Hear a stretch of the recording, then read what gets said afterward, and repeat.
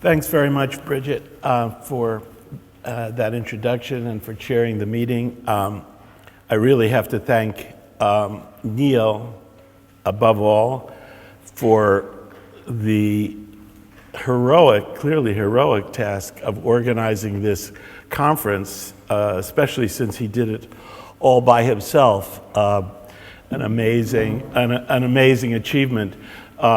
It will hopefully the proceedings will show that energy was worth expending. I'm sure it will be, at least for all the talks following this one. I also want to thank Neil for that very generous introduction, which I did not hear a single word of, and actually based on what Neil has written about my work over the years and in a very consistent way. I'm not quite sure that I would have approved that introduction had I heard it, but here I am, and I'm very happy to be in Glasgow again, where I've had some wonderful times, and I look forward to this discussion.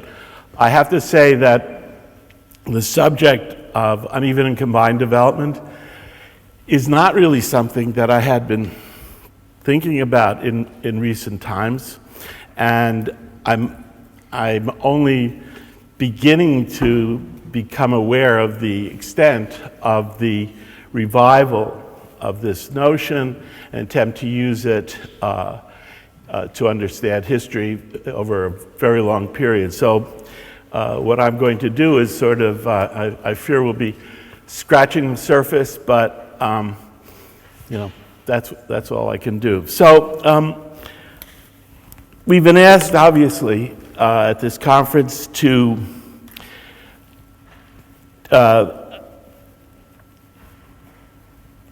take a look at the conceptual and empirical understandings of the concept or the theory of uneven and combined development. And I want to start by indicating in a highly compressed way how the understanding of capitalism that I'm working from, can't really, there's not much light here. That's why I'm a little bit halting, because I can barely see what I'm doing here. In any case, I'm going to begin by saying how I see capitalism and its history. Obviously, I have to put that in a very succinct manner. But as I hope will become clear, the way one looks at, and particularly the way I start from the understanding of capitalism and pre-capitalism, has a lot to do with the way in which I understand and evaluate the theory of uneven and combined development. In particular, I should say, just right at the start, that probably the central point at which there's will be a lot of tension, question, has to do with the idea that late development, uneven, capitalist economic development more broadly can take place and does take place against the background of pre-capitalism. And it's, I guess, that idea that I've been sort of trying to get my head around. And I hope I'll be able to make clear what I mean by that. I guess the idea is that if there's going to be economic development pressures for capitalist development, it's not obvious to me that they can take place against the background of feudal absolutism, feudalism, whatever, which seems to be at the core, one way or another, of the theory. So let me say the bottom line and central notion in understanding capitalism that I'm working from is the competitive constraint. That is, I see the competitive constraint on the central agents of capitalism as the most perhaps fundamental in defining the specificity of how capitalism works. So, say there are what defines capitalism, or what capitalism is about most centrally, is the distinctive relations of production that define it, in which see the direct producers as separated from the means of subsistence, though not necessarily production. So that defining idea, that set of social relationships, is at the heart of things, I think, because it means that the producers are dependent upon the market, have to buy in the market what they need to survive, but to be able to do that, they have to be able to be sure that they can sell. And since everyone is in the same boat, they have to be able to sell competitively. Thus, the centrality of the competitive constraint. The result, everybody having to face this, is a series of distinctive sort of, I call them rules for reproduction, but forms of what's sensible economically under capitalism that are responsible for its distinctive historical trajectory. Specialization to get the gains from trade, accumulation of surpluses to buy means of production and labor, adoption of the latest technique. These all add up to an unprecedentedly productive system, leading to expansion and constant additions to means of production and labor power, and above all, leading to the growth of the productive forces. So you move from separation from the means of subsistence to subjection to the competitive constraint to these very particular forms of economic rationality to, in aggregate, forms of development entailing a dynamically expansive system, and above all, one in which labor productivity, the growth of labor productivity, is at the core. These are maybe very old-fashioned ideas. I probably could be caught, at some point saying that this was a very progressive system, which it was, at least that through much of its history. Today, pretty obviously, that's long in the past. But so if you see these social property relations at the heart of capitalism, and you see their outcome in terms of the dynamism of the capitalist economy, there are huge consequences for history up to the origins of capitalism and right through. Let's leave it, since I'm not going to go any further, let's leave it to the early 20th century. So if one can say that the key to capitalist dynamism is the separation of the producers from the means of subsistence, and if that is essential to the operation of the competitive constraint, and if that is essential to the growth of productive forces and the results of capital accumulation more generally, then think of, at least in my opinion, I shouldn't say think of, then at least in my opinion, the consequences for human history, basically, from the onset of settled agriculture, which took place maybe 10,000 years ago, From that point onward, we will have forms of economy that are quite the opposite of those we have from the onset of capitalism. What I mean by that is that from the onset of settled agriculture, we have this phenomenon. It's striking, but I think it's quite true that the predominant social relation of production, or property relation, is that the direct producers in agriculture have possession of everything they need to reproduce themselves. They are peasants.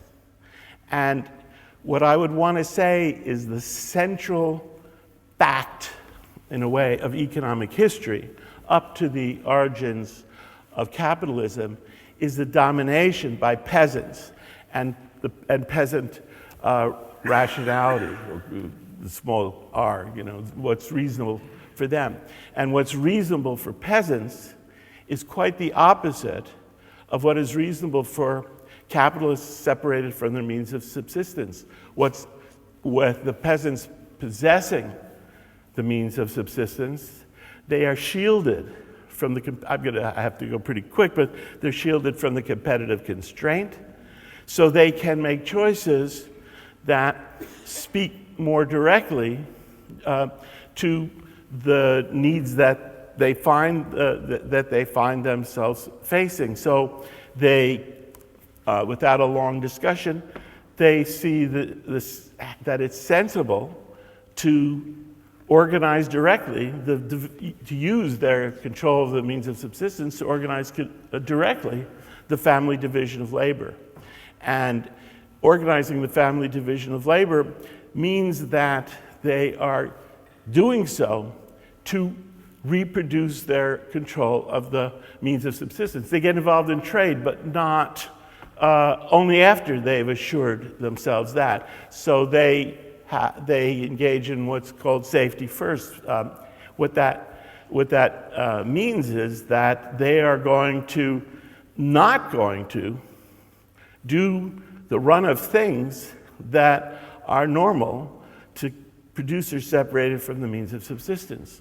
They are going instead to be about, in particular, reproducing, solving the needs for social insurance of the family. It means they will have lots of kids, they'll marry early, they will they will subdivide their holdings, and their outcome, far from anything positive in aggregate about production, will be essentially a Malthusian pattern. That is, the outrunning of population growth, the growth of population. By the growth of population of output, and then in that same context, you have the ruling class. Again, I believe I'm making some pretty extreme claims, and I'd love to hear people's response to it, just so long as they don't have good arguments or good evidence, that all through the periods of history, through, I would say, 14th, 15th century Europe, you have effectively ruling classes organized in one way or another in cooperative communities, call them lords, although there are very many different forms, in which the ruling class reproduces itself politically, forcefully, from the peasants, and its fundamental rules for its reproduction have nothing to do with accumulation of capital. They have much more to follow what you would call political accumulation, which means that they're about using surpluses to build up the political capacities of the lordly group. And so you might say that the parallel to capital accumulation would be would be political accumulation, and the outcome would be ever more complex states rather than ever more advanced means of productive powers. So if you look at the history of the world, since in where there's settled agriculture, that's not everywhere, of course, but then you see that effectively you have a developmental patterns that run quite the opposite to those of capitalism. And I hope, I hope what people will see, I mean, what I'm going to try to get to, is that what that means is that the kind of developments that could presumably spark or set off development, which in the theories of uneven and combined development start pretty much from the notion of pre-capitalism, often feudal absolutism, that to me it raises a question to be right from the get-go, that about how under such conditions you can actually support a pattern of economic development. Now, so step back a second and let's pose the question a little bit more concretely. And the way we would do this is to say, okay, how does one get to capitalism in the first place, to get to a situation in which it's a norm to get the development, to get capital accumulation, to develop the productive forces and all that. And what I would argue is that given peasant possession, given lordly take by extra economic compulsion, given peasants' orientation to subsistence, lords to political accumulation, that it's going to be not an easy job to get there, especially because, and again, this is a point where, again, there are big consequences for the theory of uneven combined development, because what the consequences here are that under normal conditions, what peasants want, what lords want, has nothing. Peasants don't want to get to capitalism. Lords don't want to bring in capitalism. They both want to reproduce as well as they can the conditions in which they find themselves, with the important exception that peasants want to get rid of lords. Lords want to intensify their exploitation of peasants. So given that, it becomes a difficult question from my point of view, and so I would say by extension, it's going to be for a theory of uneven and combined development, it's going to be hard to see how you get to capitalism, and the implication from my standpoint is you have to get there in order to be able to find the conditions for the economic development along capitalist lines. So what I've argued for a long time, a lot of people here and everywhere else don't accept it. What can I do? But what I argue is that the way in which you can understand the development of capitalism is difficult, because it requires really not the intent of either lords or peasants. And so what I've argued is that you get the emergence of capitalism in England as a result of the unintended consequences of class struggles. Peasants weaken lordly control, lords in response separate peasants from the means of subsistence. These are done as the second best ways out, and you get a situation in which ultimately you have not a feudal class anymore, but a landlord class, which is living off of the rents paid by peasants now, tenants now, tenant capitalists that's separated from their means of subsistence. So unintended consequences, landlord shell for capitalist tenants, and a whole new world opens up under those conditions precisely because these tenants are subject to competitive constraint.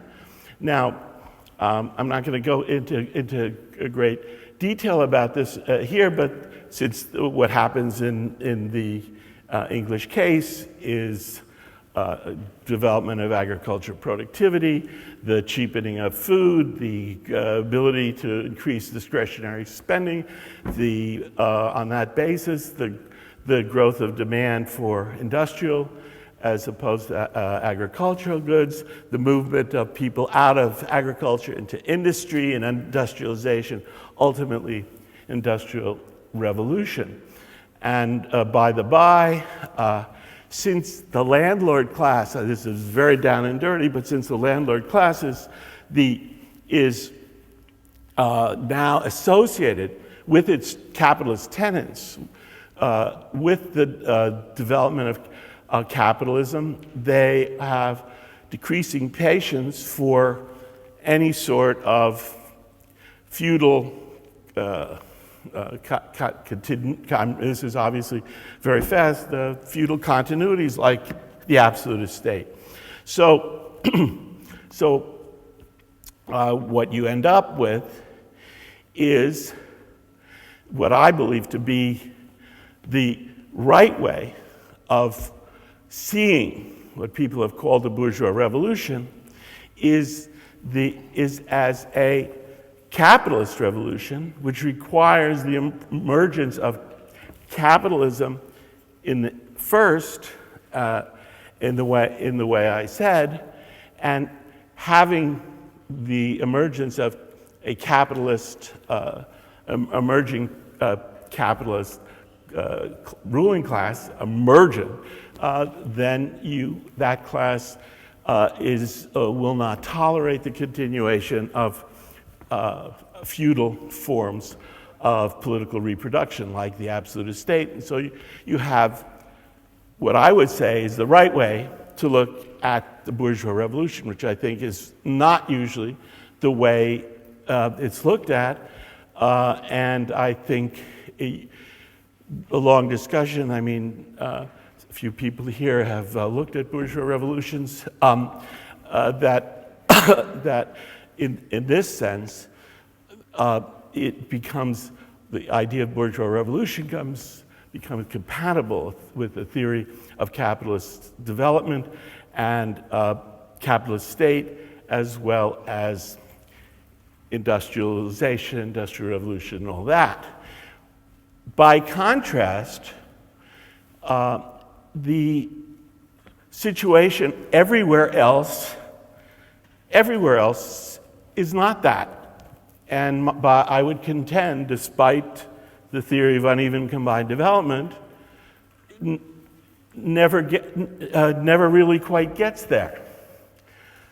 No, I wouldn't say never, but that when the cases it does it would be very interesting to discuss. But if you go look through the same dynamic, which I just went through, I didn't say it clearly, but out of the late medieval crisis of feudalism, it's partly a Malthusian crisis, partly a crisis of lordly revenues, out of which I just said you get unintended consequence through these class struggles, the emergence of capitalism.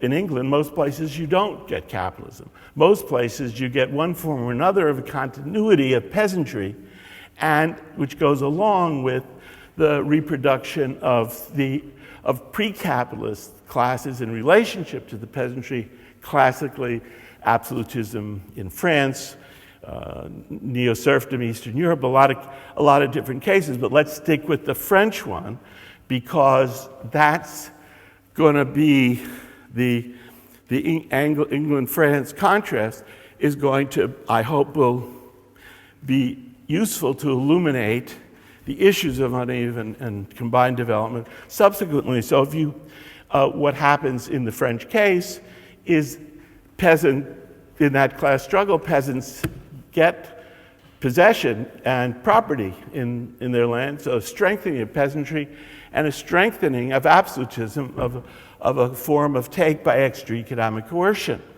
And so in this situation, and this has been argued, this is a kind of a ongoing,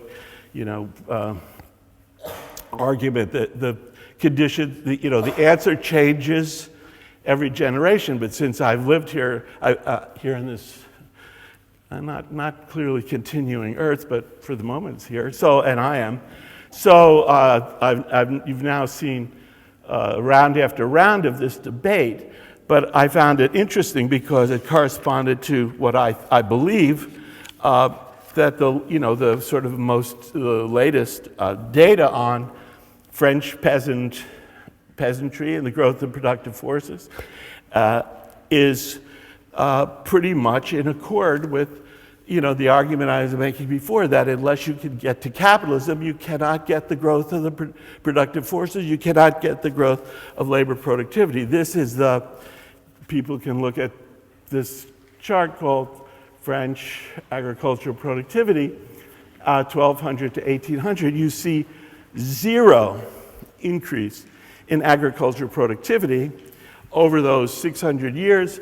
And it's a big deal because even if you can conceive of independent development of industrial productivity, that industrial sector is going to remain very small because the home market that is going to be provided on the basis of the growth of agricultural productivity and the market, the cheapening of food and so forth, is going to be very limited. So even if you can conceive, and you should be able to conceive of industry growing in a capitalist manner, we come to that in a second, then you can still, it's hard to see how it can have much of an effect or is a highly limited effect on the overall growth of production in the economy as a whole. So that's where I would start. I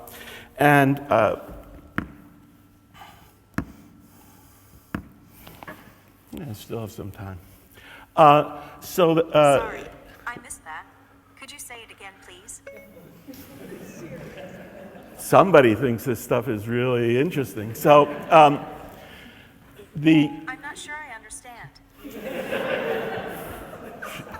I wish I had planned that, but my technological capacities are not there. That was pretty good, wasn't it? So, in any case, so starting from this initial issue of capitalism and non-capitalism and the development of productive forces, and I'm going to say that I'm going to just spell out the contention here, which is unless you get a breakthrough to capitalist social property relations, you're not going to get any serious, you're not going to get economic development. It's going to be hard to get capitalist development at all, although, again, the question of capitalist development in industry is a separate one, which I'm going to try to get to right now. So this is the sort of conceptual background, and I'm thinking that people who are interested in the issues of uneven and combined development might find it extreme and completely outrageous that I'm arguing that the same basic logic which governs the question of development all the way through, that governs the question of development in the earliest phases of capitalism versus non-capitalism, continues to determine that all the way through, say, through the Russian Revolution. I think that's what I would say, and again, not perfectly clear, but in every case, but that would be my general argument.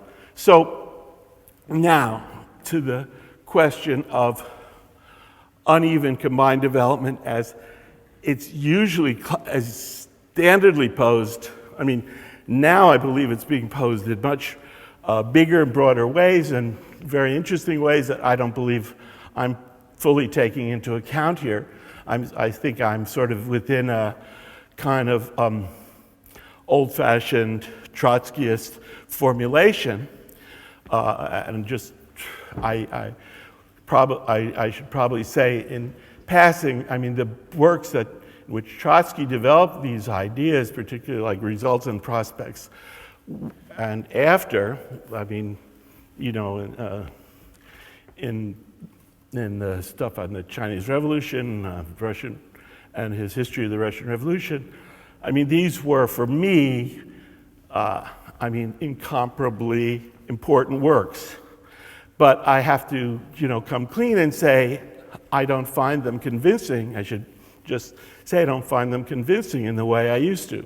And I'll try to say in the rest of the talk, give a little bit of an indication why this is so. So I think the way in which the question of uneven combined development next is posed after this initial breakthrough to British industrialization, the domination of the world by British industry, and therefore, in turn, the threat to the rest of the world by the British state, the British Navy, British military, geopolitically, coming out of the strength industrially.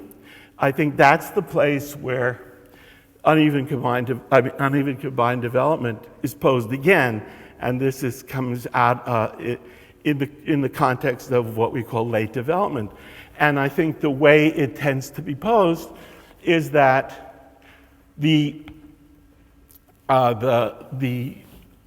have a system of international rivalry, kind of irrespective of different modes of production, which is imposing on everybody, all states, the necessity of matching the British in terms of geopolitical capacity. And what that calls for, I think everyone agrees, and here's the kind of the indisputable starting point of the question of late development and then the uneven and combined development. I think late development, yes. Uneven combined development, no. For the following reason, that under the conditions of internet, say, middle of the 19th century, under these conditions, it's quite true that every state is up against international geopolitical pressure. Every state is having to try to do what it can to develop the local economy. But what I would say is that whereas for the most part, and I hope I'm not, you know, I think this is a point at which, you know, since many people here have been thinking about these questions far longer than I have, I think this is a point at which there's a fuzziness in the theorization, because there's a thought about challenge leading to response. Many people, I guess, you know, the Trotskyist tradition, but not just that at all. People say the states must develop the economic capacity to stand up to international rivalry. So, but I would say must is not to can. You may have to, but you may not be able to. And what I would want to argue is that if you look across the kind of broad terrain of, say, much of the world at that moment, it's true all these states are attempting to respond as you would expect. But the key point is that more states fail than succeed. And if this was only a question of states like, very backward places, quote, very backward, what are thought to be very backward places, it might be more, more up in the air. But to me, the place to start would be France. And this is, again, because it's obvious that the debates over the years focused on British versus French outcomes in terms of property relations and development. And so one could say the French state in the middle of the 19th century, 1850s, 1860s, and so forth, are under this same sort of pressure as the rest, and they are simply not able to respond to that threat. They have to, but they can't, or they do so only very weakly. Why? Because the French state is unable to affect the underlying social property relations of peasantry, and the peasants continue to dominate the French economy for basically ever, not quite, but people could look at the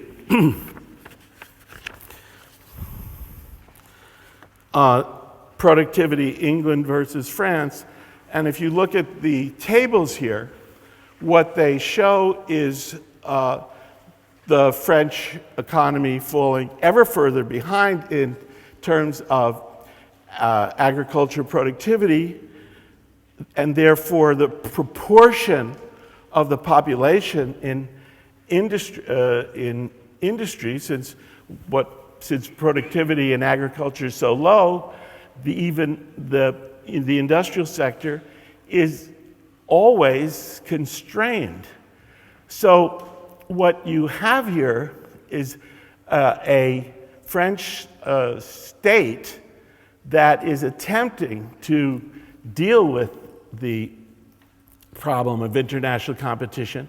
And I want to say they can to some degree, and they do to some degree. They do to the degree that they actually impose on local industry an intensification of competition by opening up free trade, because the French economy was very protected.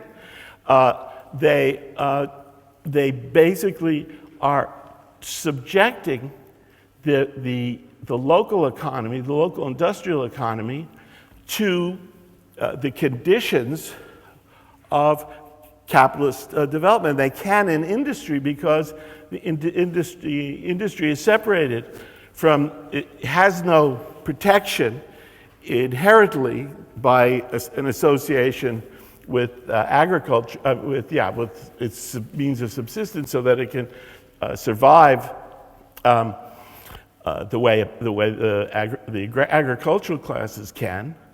And so what the French state is able to do is take away this enormous carapace of protection and subject the economy to competition, and to some degree this leads to industrial development and some degree of improvement vis-a-vis the British. But they remain far behind because the agricultural sector is so overwhelmingly large and the industrial sector is so small that even a degree of catch-up can't affect very much. So by the time of World War I, if you look through the these figures, you'll see that the idea of uneven combined development, which has to do with the ability to take advantage of coming late and to take advantage of the technology and so forth that's available, I'm arguing they're unable to do that very well, because where you get the growth of the productive forces, where you get these new technologies, you must have capitalism. And so it's a kind of, my view is sort of a head-on kind of question to the theorists of uneven combined development. Now, if you look, if you look now, continue to look at this issue of the response to British, well, in general, international rivalry, international geopolitical rivalry, and the importance for every state of securing economic development. If you look at a series of other crucial cases, I believe they point in the same direction. I don't have a lot of time to do this, but if you look at the case of China in this period, coming out of a long period in which you saw the consolidation of a central state in which the ruling class is organized in offices based on taxation, but yet, of course, the same state has to come up against the same difficulty of international competition, geopolitical pressure, etc. And they do make attempts to develop, to find ways and support agents who will bring industrial development there. But it's practically nothing occurs. Because if you look, and I wanted to, again, this is going to be more provocation, surely, than convincing people, but I hope that the notion of the central notion of the extreme difficulty of development in the presence of a possessing peasantry will be imposed itself, so to speak, on us if we take a look at this. So here is, on this last page, you can look at Chinese development, Chinese agriculture overall, over a very long period in relationship to Japan's, which I'll come to next. And I think what people can see is that the failure in China is pretty much secured by inability to develop productivity in this population, which is almost entirely in agriculture. I'm really cutting myself short on this because I want to get to the key case, which is where there is success, where there is a breakthrough, and that would be the Japanese case, which is often looked to as a exemplification or proof of the way in which late development takes place, uneven combined development takes place, challenge takes place to the state, which has to respond and does. And people have looked at the Japanese case, and particularly the Meiji Restoration, which takes place in the middle of the 19th century. I'm going to go through. We've gone through several of these, and it's been looked at as an example of the state, top-down, responding to pressures of international rivalry. And what I'm going to say, I'm going to have to do it very quickly, is that not at all. Why you get a world historical success in Japan, and which is a success that I think is nowhere near enough even now taken into account in understanding of world capitalist development. What you have in Japan is, in the course of the 16th, 17th century, people know there's a consolidation of the Tokugawa regime around 1600. What it involved was a restructuring in which, I have to go really fast, in which the local ruling class, the samurai, were pulled out of the city, out of the countryside, into the towns, the so-called castle towns, in an attempt to get order within this very vociferous and embattled ruling class, sort of feudal ruling class under pressure from the shogunate. So the Tokugawa shogunate is trying to get order, pulls the big aristocrats from the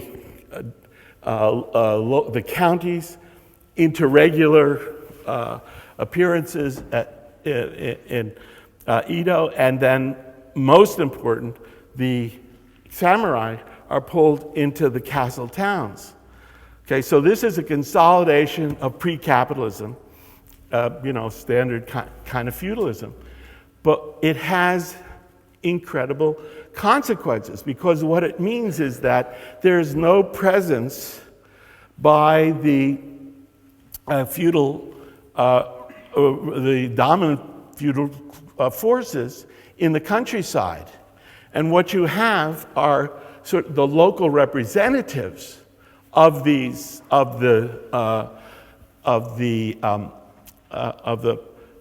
feudal ruling class, village headmen who are supposed to be operating vis-a-vis the peasants in the same way the samurai who had been pulled out were. In other words, they're taking over, making taxes to give to the to provide to the castle towns and ultimately to the center.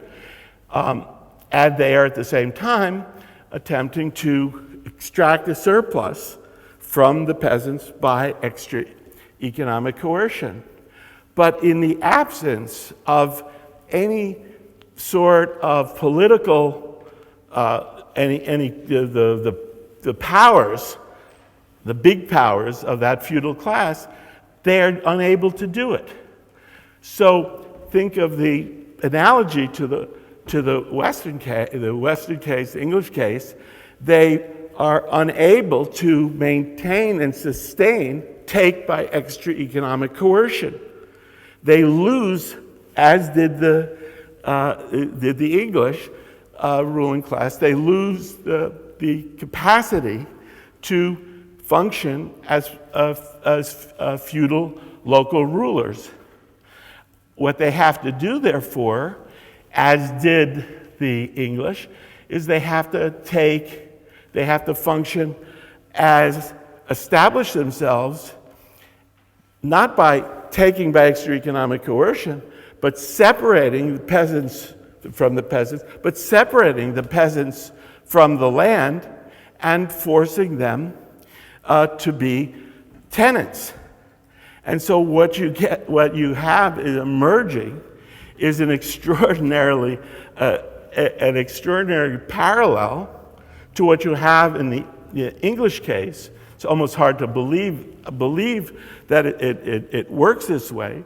And so you have the emergence over the course of the 18th and 19th century of a consolidated class of landlords who are overseeing tenants separated from their means of subsistence who are having to produce in a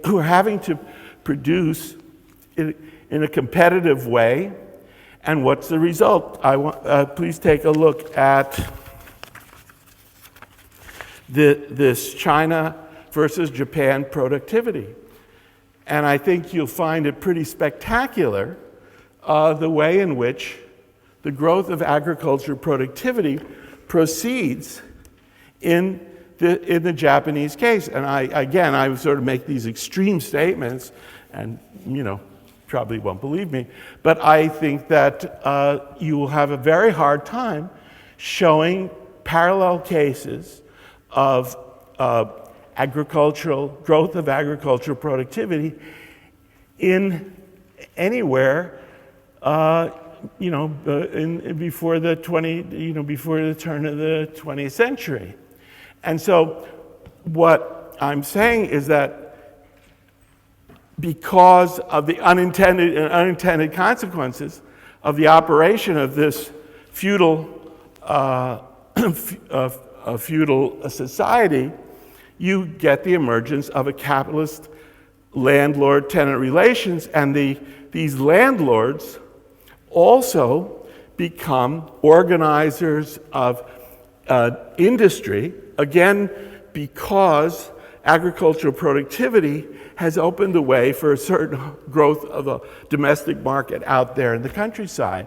And so you can guess the final argument here, which is that it is this, what's called this gono class of kind of polyvalent capitalists who are key to making the Meiji Restoration a fundamentally capitalist revolution, a form of what people I don't use the term bourgeois revolution because it's so I don't buy the concept the way it's generally used by Marxists, but I believe that the way to understand development here is to see a development of capitalism emerging in a shell that remains feudal, i.e. the Tokugawa rule, and you get the Meiji Restoration, in which the new rulers, which are many of this individually the same people, nonetheless have to, because of the power of local capitalists, have to create a state in the shortest period of time, which is a modern state. They develop a standing army to replace the feudal one, a national system of education, bureaucratic government, incredible power internationally, where they were, of course, subject to Western imperialism. So without going any further, I want to argue that the form of understanding late development in this context of international pressure is very much along the lines of the emergence of property relations and development in first time around, so to speak.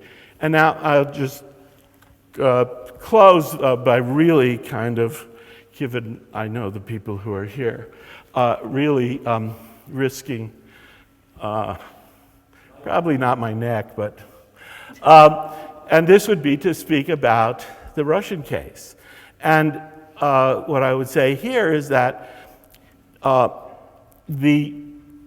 you have again the same issue of international pressure around that through international rivalry, and it leads in Russia, as we know, the Tsarist attempt to do what has to be done, but which I would say can in no possible way be done, which is to transform agriculture as the basis for a transformed economy. As we know, the emancipation of the serfs really is a kind of formal development, which does not actually lead to any significant restructuring of the relationship between the aristocracy and the peasants and the aristocracy and the Tsar. So you maintain a pre-capitalist agrarian situation, which means an almost impossible task of development. Now, here's where the classic statement of uneven combined development occurs, which is vis-a-vis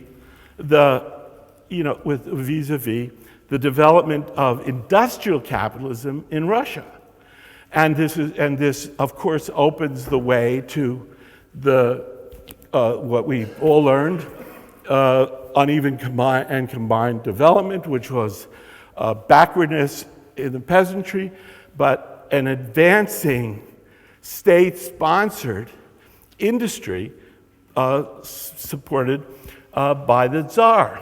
And in this context, the argument is, again, the world military political pressure leads the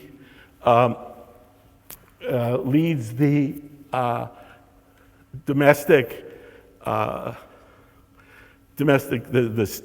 state to be able to leap over stages in economic development, just as where this did take place, which was the Japanese case, where they did massively speed ahead. Why? Because they were capitalists. But I'm saying they could not do that in Russia, and it's mythological that they did, because if you look at what the evidence for advanced capitalism in Russia, which everybody knows that this is dependent on capital advanced from the West, and the creation, it is thought, of a dynamic, advanced capitalism, proved to be the case by these gigantic factories.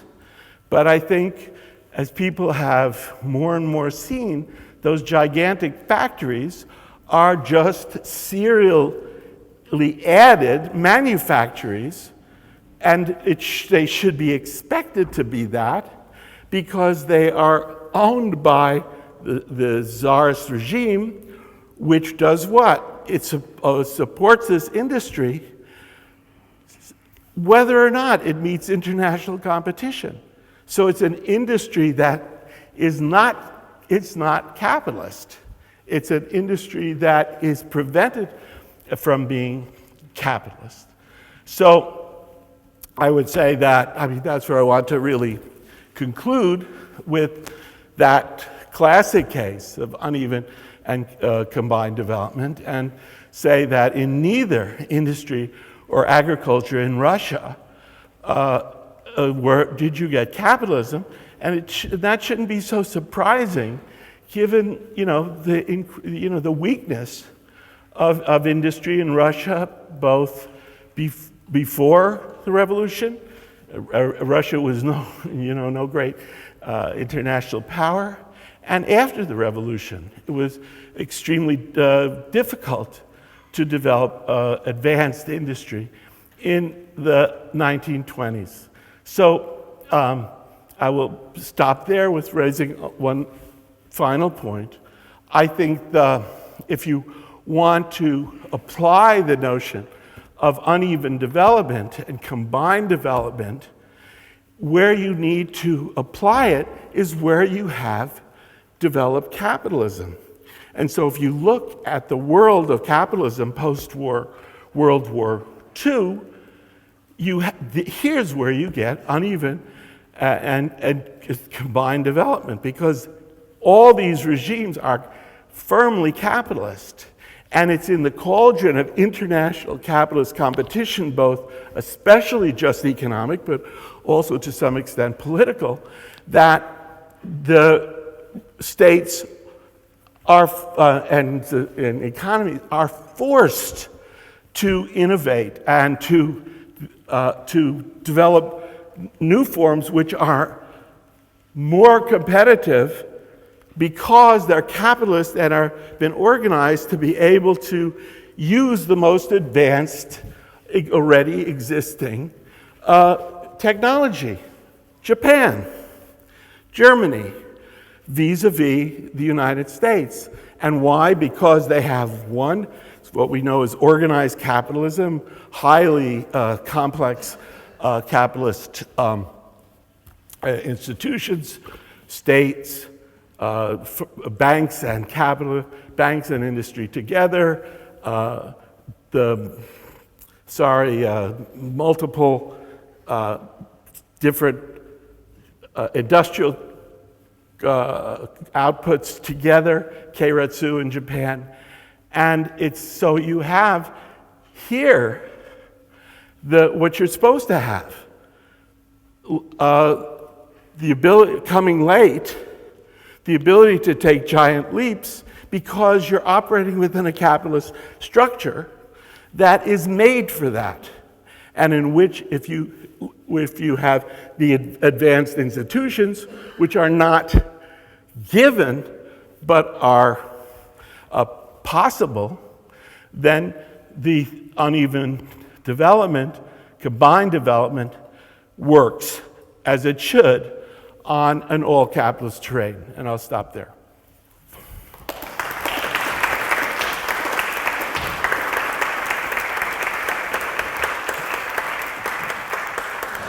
Thank you very much indeed, Paul, for a very wide-ranging and indeed very provocative contribution, which has raised new issues in relation to the old Brenner debate and brought us fully into the debate about combined development.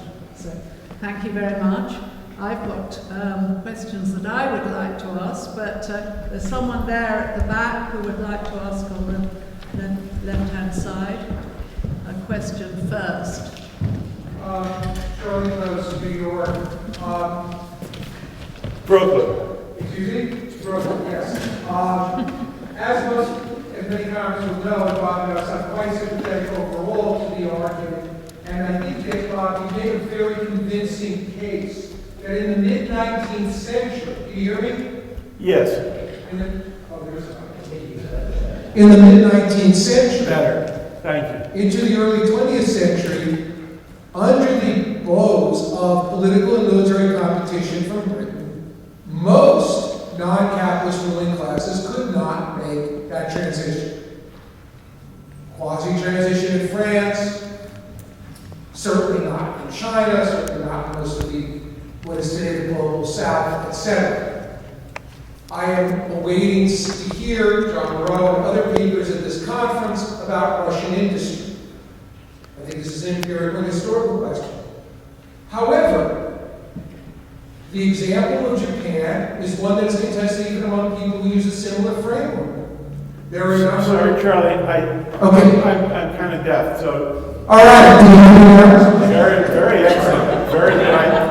The question, the portrayal of the process by which capitalism emerges in Japanese agriculture and industry is contested even within our own framework by people like Mark Cohen and others who say, no, it is the Meiji state.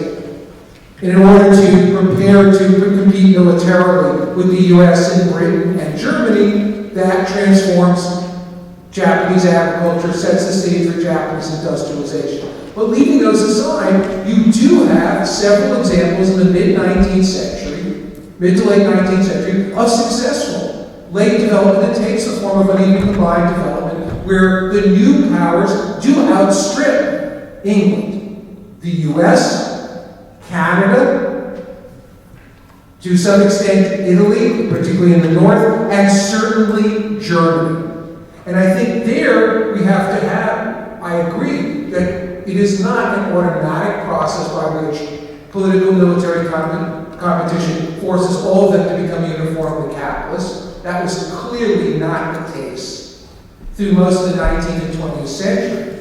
However, we do have to look at the examples where that happens and look at what are the specific class constellations within those particular societies that in fact allowed that, where they in fact not only made the transition, but surpassed English capital, industrial capital, and were able to outcompete it economically and politically, militarily.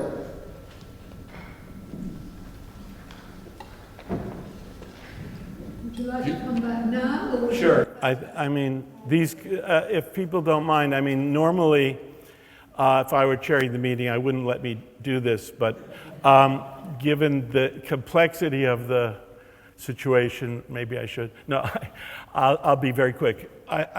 Charlie made a very important point, which was this question is still wide open. I would say first, though, that the Japanese case really is not that open anymore, Charlie, because now what's the problem with Mark Cohen's argument, which says which is from a Marxian standpoint and a standpoint which I share in many ways.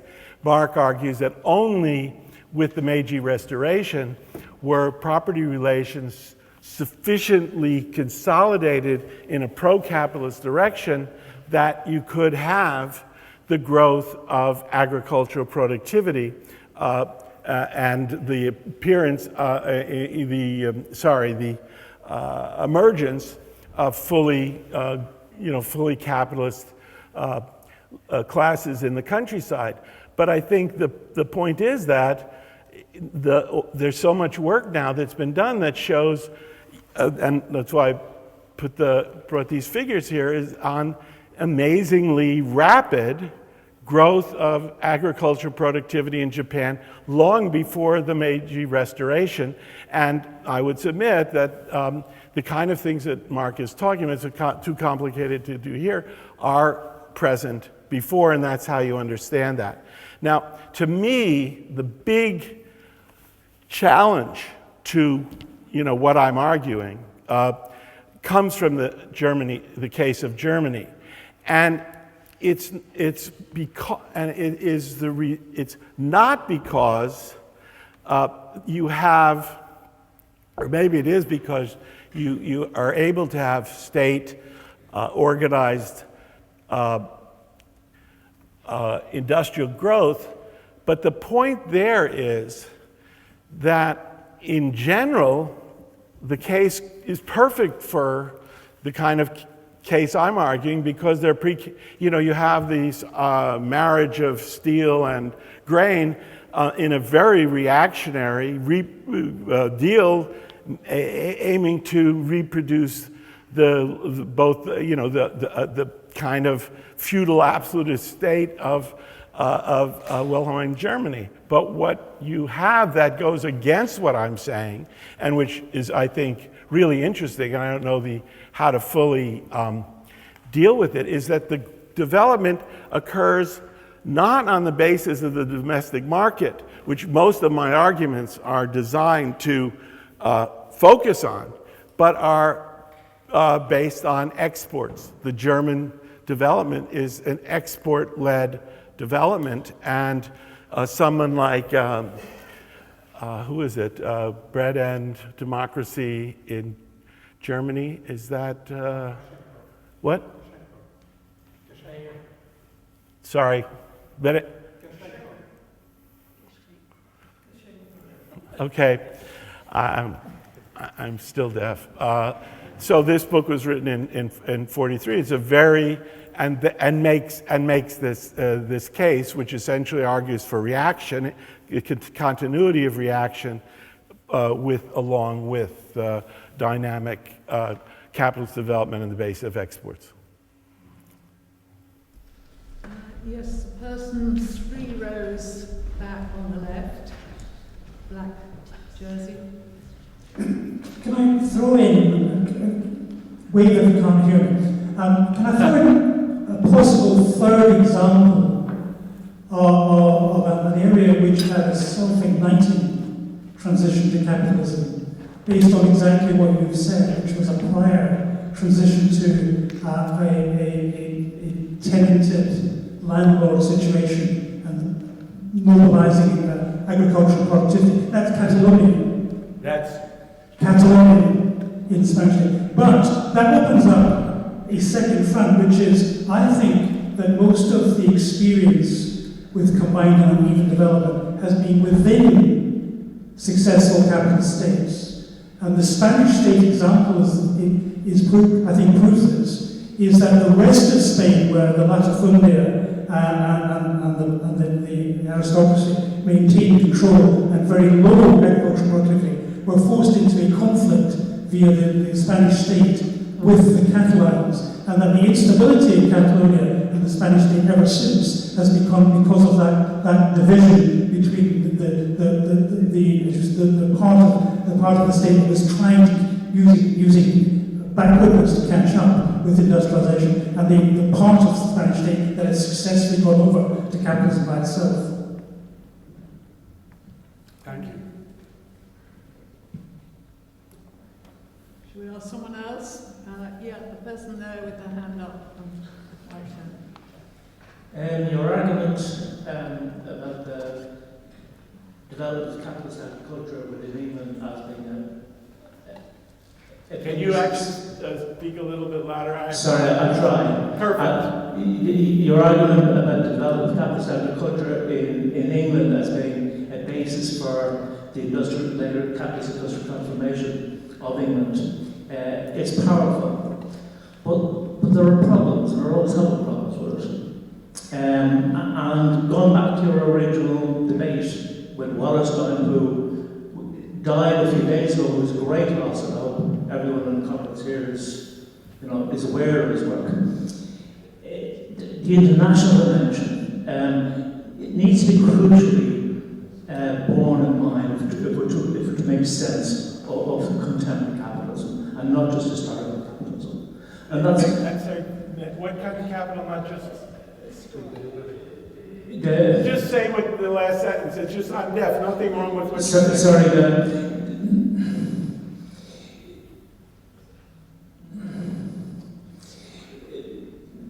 The transformation of capitalism in England in the 19th century, the crucial area of industry, which led the Industrial Revolution, was cotton. And cotton was being grown by slaves. So from the very beginning of capitalist industrialization, it wasn't simply based upon capitalist agriculture, it was also based on slavery and all kinds of other social relations. And that uneven development goes back to the very beginning. And it's still with us, and it's been combined. Now the notions of the laws of uneven combined development, I take, like most of these laws, with a vast grain of salt. But we do need to engage if we're to understand not just historical capitalism, but contemporary capitalism. We do need to take on board the whole unevenness and the whole combinedness of that. Well, I would like to respond on that one, if it's okay. This is the hottest debate going on now. It's so hot that it is so hot that it's on the front pages and the magazine section of the New York Times, all to the good, because it's about the neglect of slavery in education in the United States, in politics in the United States, and of course the central role of slavery in American history.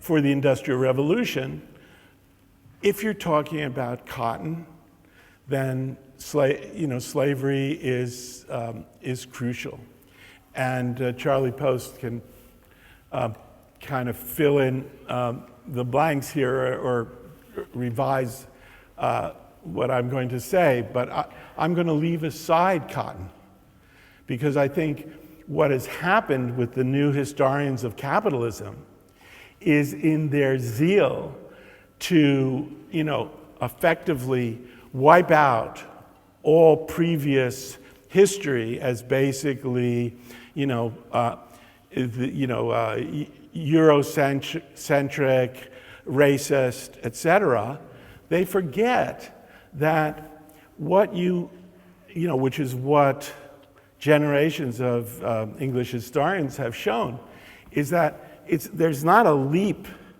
from agricultural revolution to the cotton industrial revolution. What there is a growth of agricultural productivity, which makes for the cheapening of food, which opens the way to discretionary spending. So you have the demand for woolens, and in part and parcel of this, a very major all-around growth of consumption that is tied into this growth of productivity and growth of wages. The key case here is a pretty spectacular one, and that would be the development of the Newcomen steam engine in the coal mines of the North by 1700, which is responding to the needs for household heating in London, which is only possible on the basis of the growth of consumption, which is on the basis of growth of cheap food that allows other things to be bought. So you're shaking your head, and I'm glad, because I was just about to say, I think what you're saying, in this context is both things are true, and that, there's no need to counterpose them. What has happened, and, I've not been happy about this myself, because I think the debate has been skipped by the new historians of capitalism, and they don't discuss it. I'm not anxious to say cotton wasn't supremely important or slavery was not supremely important, but if you're doing the new history of capitalism, you have to look at capitalism, and that is not just slavery in the United States. I wish Charlie could jump in here, but I think we're completely on the same page.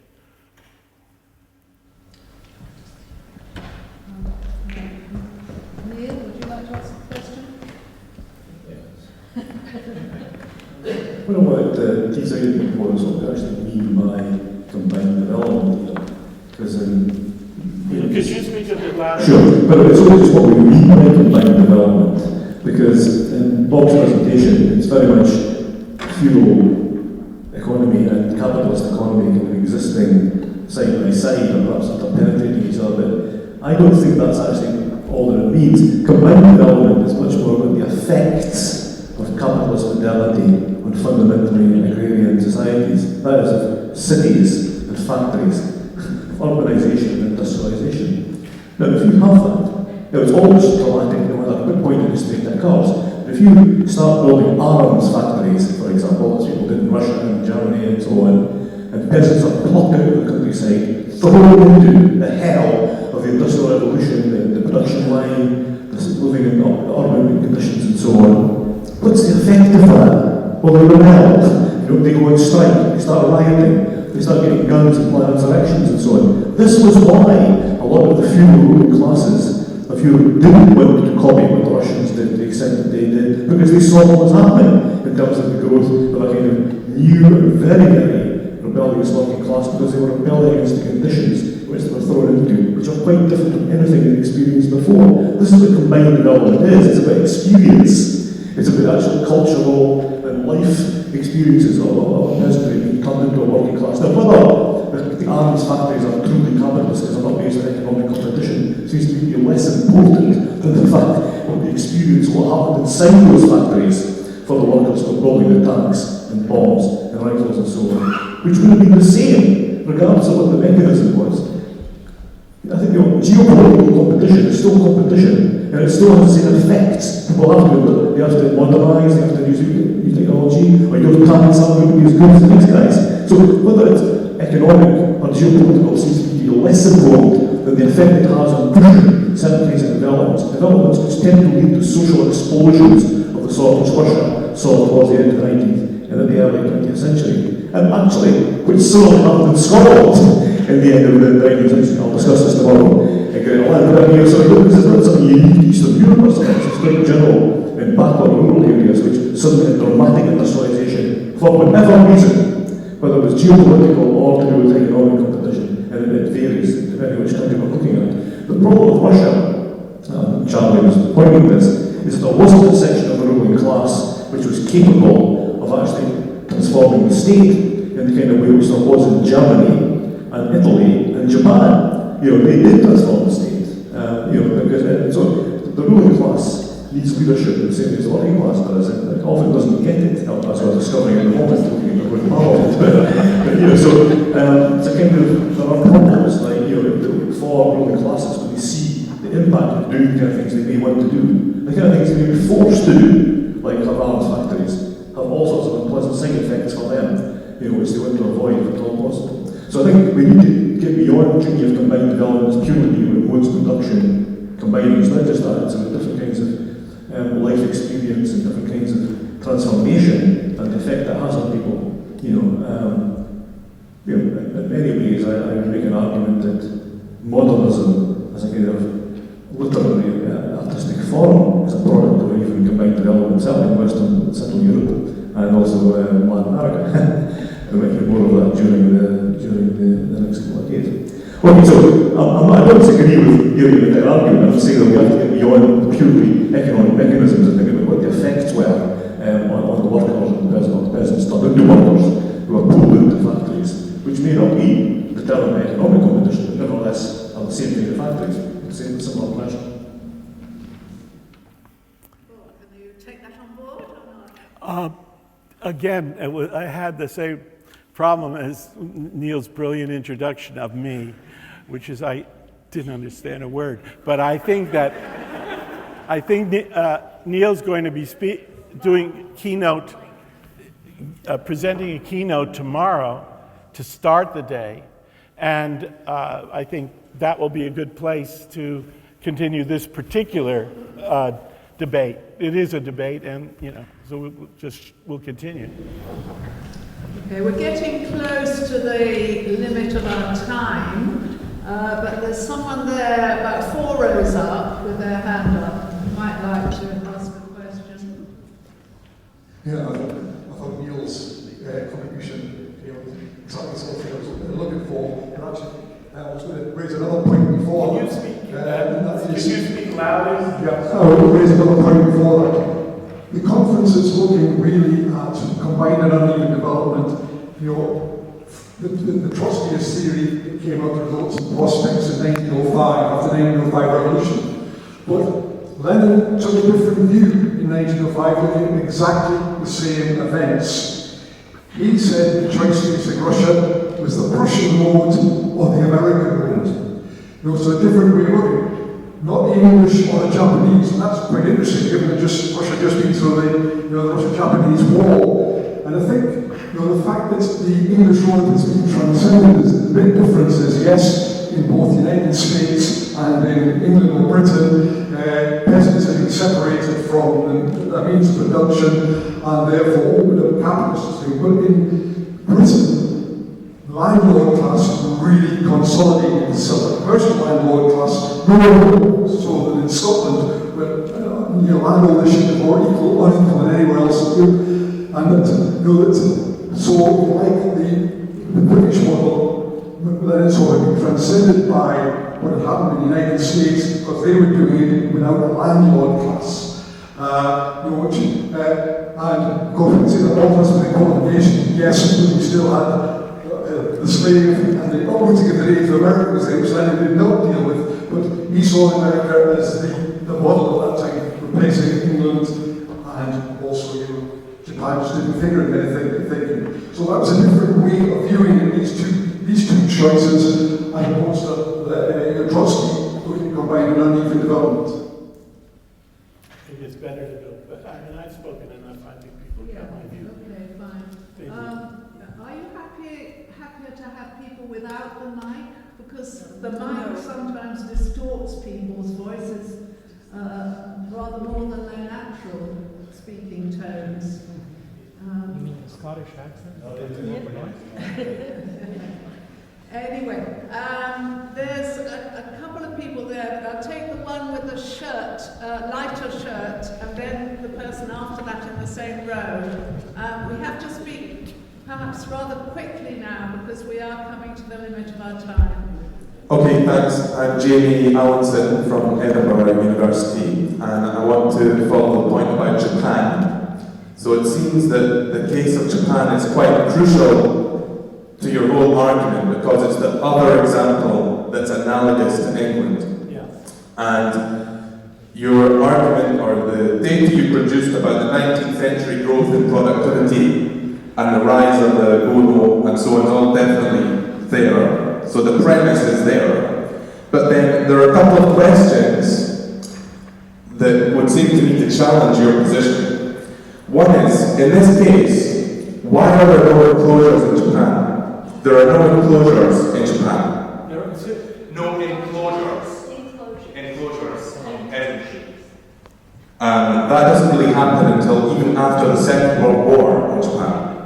And second, if Japan is a case of, if you like, endogenous capitalism, capitalist development, why did the leaders of the Meiji Restoration, so people like Fukuzawa Yukichi, actually conceive of it as the opposite? So Fukuzawa Yukichi, the leaders of the Meiji Restoration, in their writings, in their programs, they very clearly stated, we have been to the West, we've seen the way it works, we must make Japan work this way in order to avoid the fate of China. So were they suffering from false consciousness? Why did they write this if Japan was already on an endogenous path of capitalist development? Can I ask the question now? Is it my turn? Yeah. Okay, yeah. Is that, yeah? Okay. So, Bob, very quickly, I just want to ask a methodological question. From the cases you've discussed and the outline of the theory that you've provided, of which I'm familiar with, I want to ask, is there any explanatory role for the interaction of differently constituted societies, right, in development, right? So not only just geopolitics or international pressures, military pressures, but do other different sets of social relations, right, different societies, right, interacting with each other, can that spur any form of development for you? Well, do you have, are there examples that you're that you're thinking? Well, for example, unintended consequences of war-making facilities, before capitalism, even, right? Can geopolitics, international relations, what scholars in IR call the international, play an explanatory role in the framework that you're providing, in terms of spurring development and creating transitions, creating what we call combined developments? Okay, so there's two questions, and one is... Yeah, I'll take a stab at the first one. The second one, I would probably take a stab at it even if I didn't have a good idea about it, if I could hear it properly, but I'm sorry. About the international, and I'm not sure what I would say. But I think on the first, there's agriculture that is based on rice has a very different path than based on grain. Much small, you can do so much more with very small plots. Actually, plots did get bigger, in fact, but a whole series of the technological advances in agriculture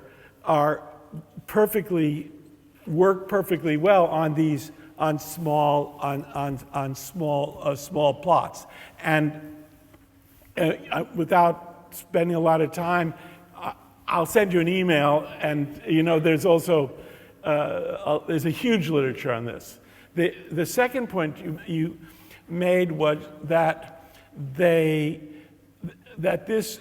was I think what you were saying is the consciousness of the leadership of the Meiji Restoration was such that was all that was needed to move forward in this way.